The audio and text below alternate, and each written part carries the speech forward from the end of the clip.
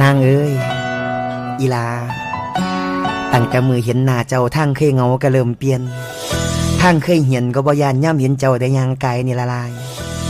เม่นถูกเมื่อยหลายก็เศร้าได้ย้อนทางใจมีอีลาอยู่แม่นบ่ได้เป็นคู่กับบักอ้ายขอให้อ้ายได้เบิ่งแย่งเลยเด้อนางเด้อแนวว่าหักเนาะหักปานไหนล่ะหักแห้งแต่ว่าบ่หันกล้าเข้าไปหาย้อนว่าอ้ายมันต่อยต่ำเบิ่งดูนะจัดรายการพ่อสำนีสิสู่เจ้าได้จังไดเนาะอีลาเอ้ยบ่มีบ้านบ่มีงานดีๆคือพันบ่เคยถึงความฝันเอิญไปกินข้าวน้ำสักวันคำน้องเว้าเอามาอ้างเพื่อหาทางอย่างปล่อยมือกัน